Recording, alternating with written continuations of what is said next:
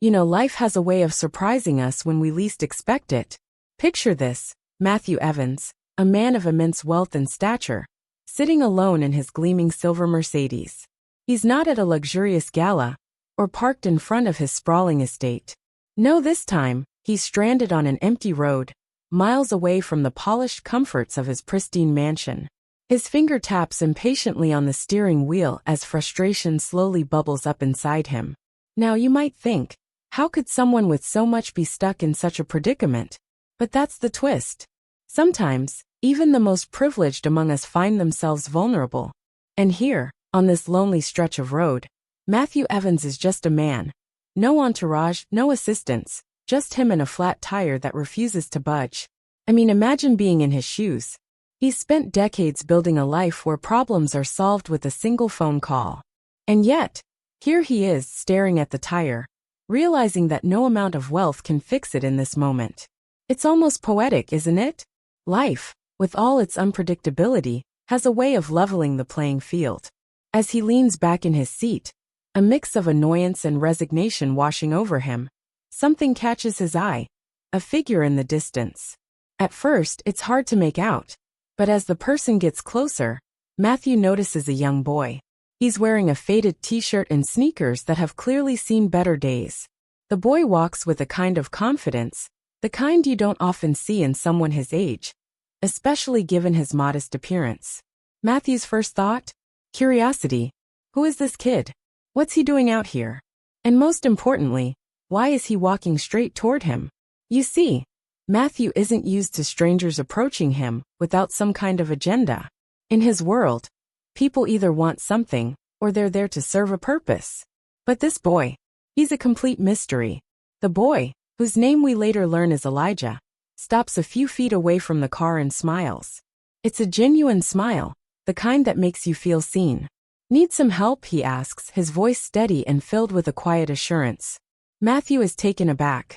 Here he is, a man accustomed to being in control, and it's a boy, barely in his teens, offering assistance. For a moment, Matthew hesitates. Part of him wants to decline out of pride, but another part, the part that's tired and frustrated, knows he doesn't have many options. Sure, he says, his voice softer than he intended. And just like that, Elijah springs into action. What strikes Matthew most isn't just the boy's willingness to help, but how he does it. With ease and efficiency. Elijah doesn't complain or hesitate.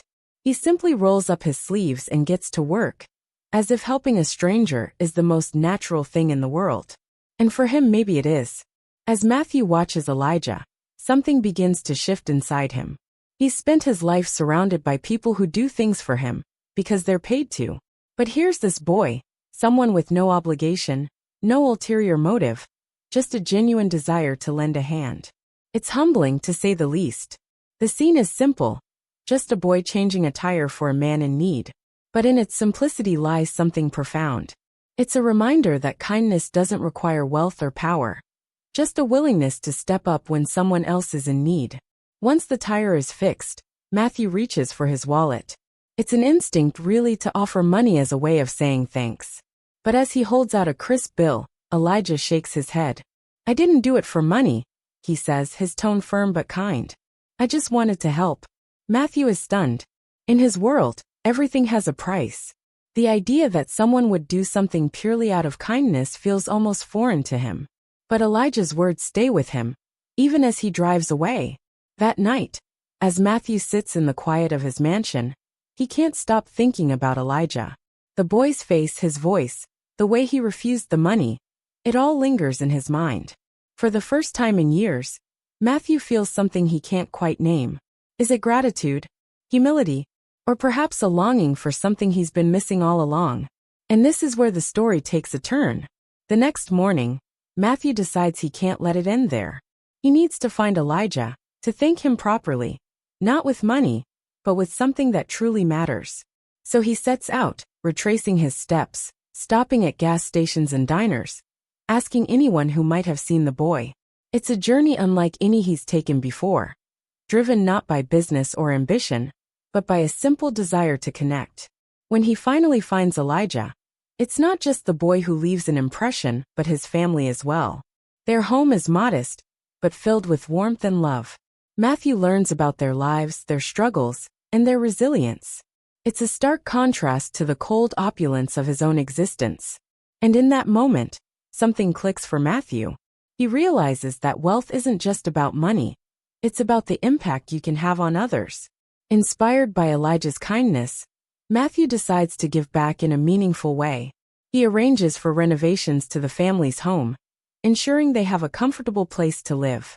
But more importantly, he forms a bond with Elijah and his family, one that goes beyond material gestures.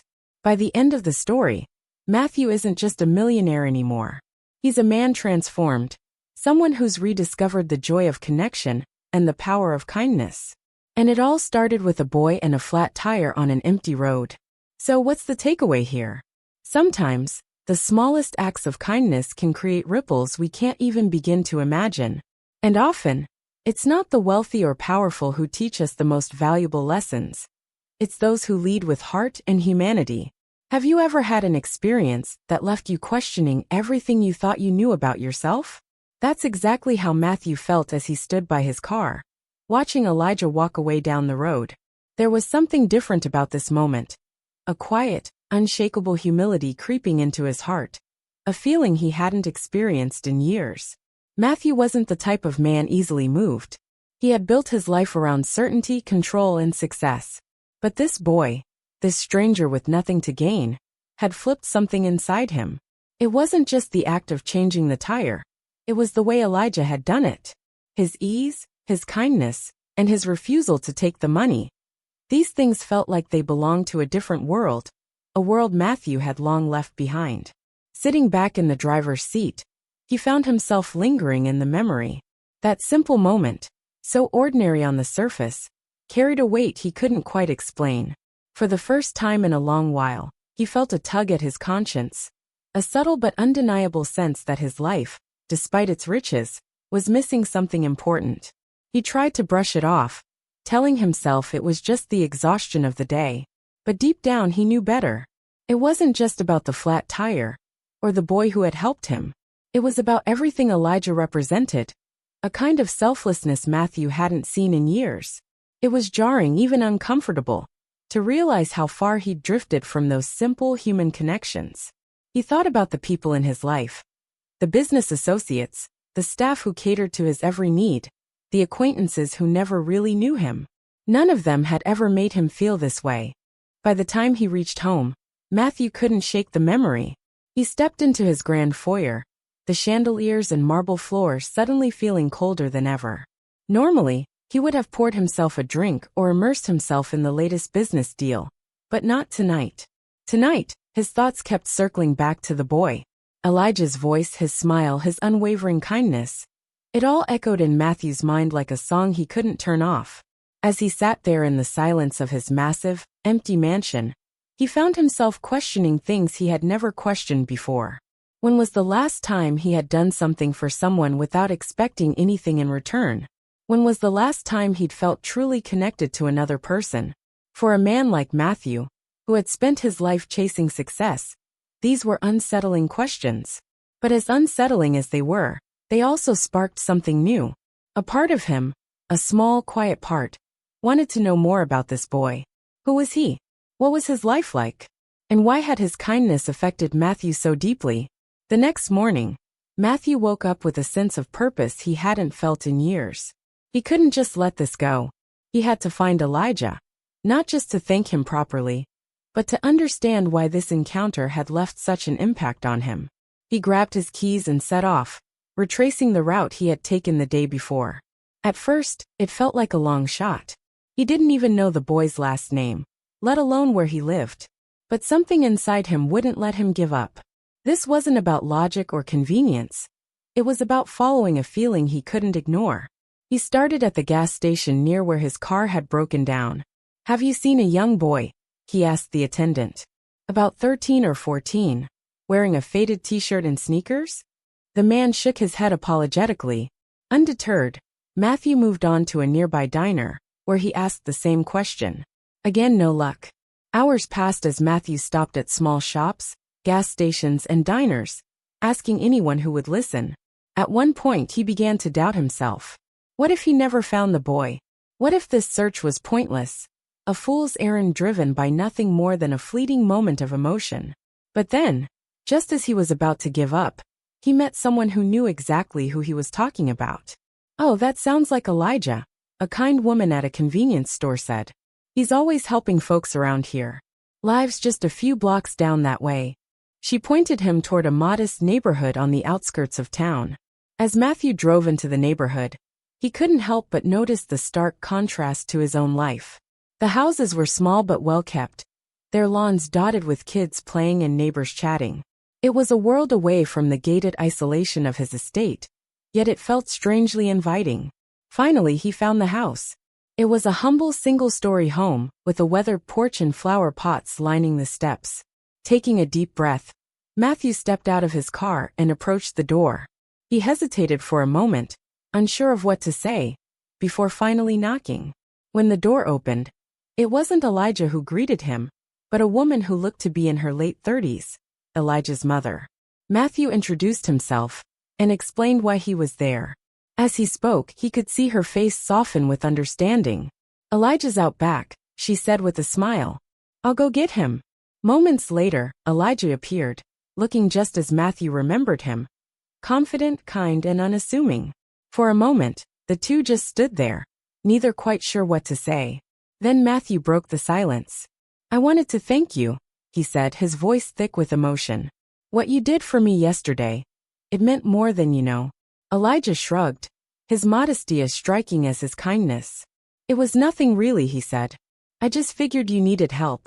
But to Matthew, it was everything. That single act of kindness had opened a door inside him, one he hadn't even realized was closed. And as he stood there, looking at Elijah and his family, he felt something he hadn't felt in years: hope. When I stepped onto the porch of Elijah's home, I immediately noticed how different it was from the world I'd known.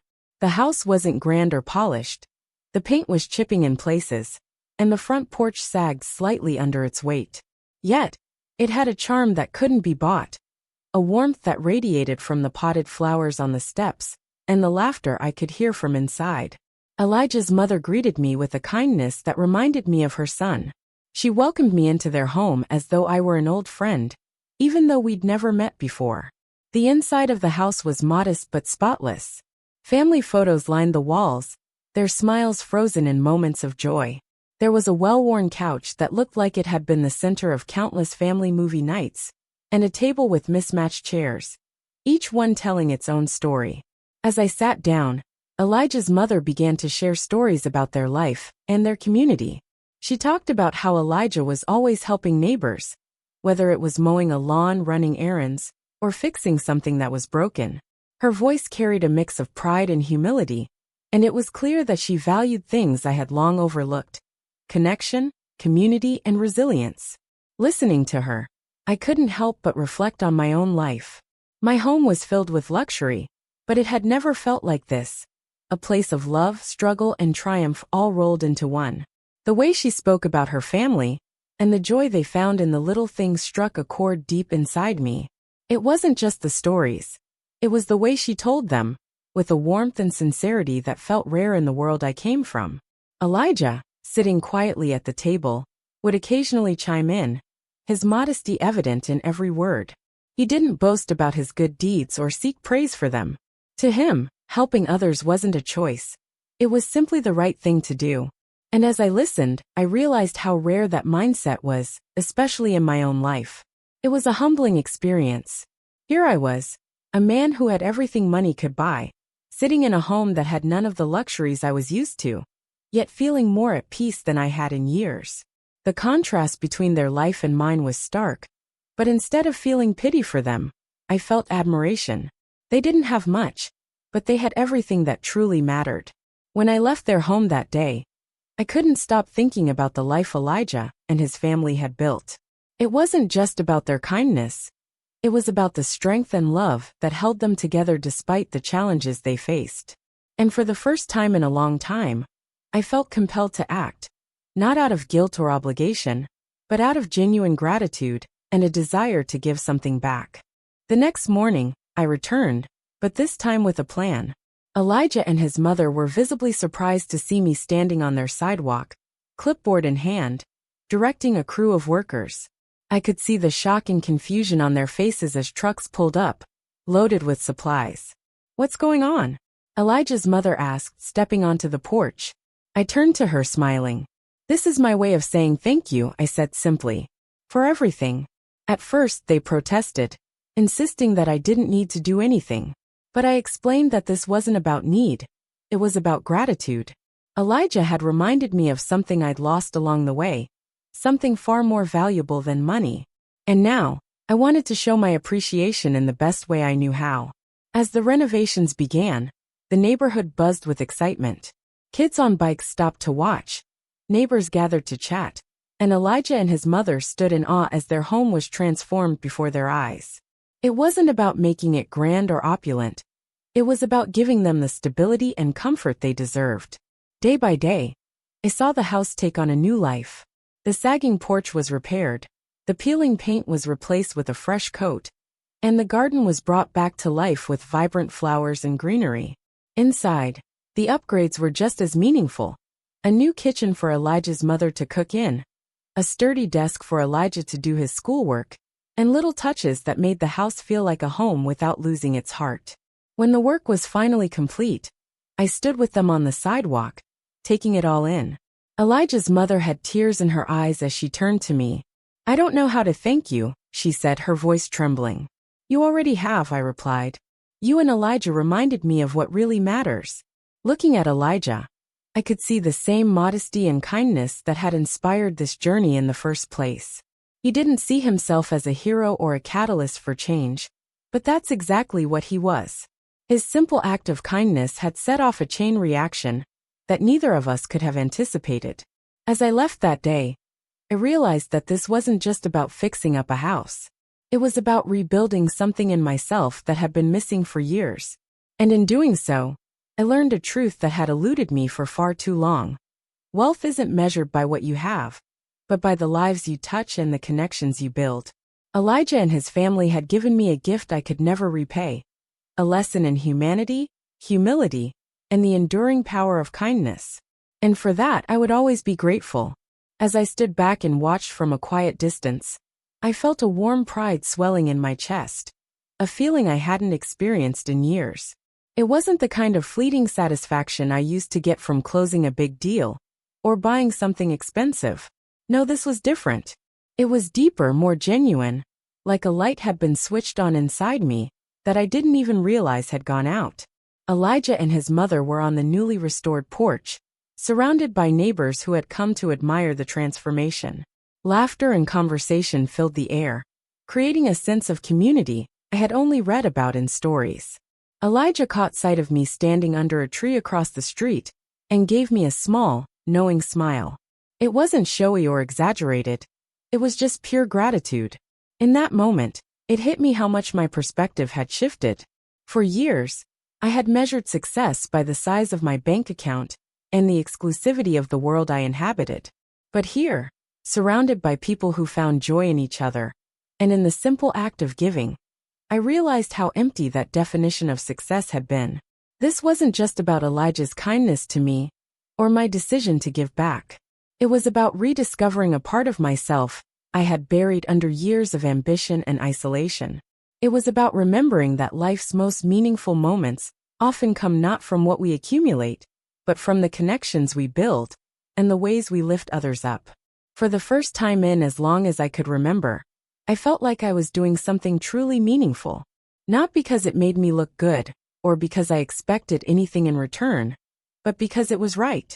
That simple truth, one that Elijah had grasped effortlessly, had taken me a lifetime to understand. As I walked away, leaving the happy scene behind, I couldn't help but reflect on the irony of it all. A boy with so little had given me something I could never buy, a renewed sense of purpose and a heart that felt lighter than it had in years. Elijah's kindness didn't just change his life, it changed mine in ways I could never have anticipated. And as I returned to my world, I knew it would never be the same again. This wasn't an ending. It was a new beginning, a journey to live a life that mattered, one small act of kindness at a time.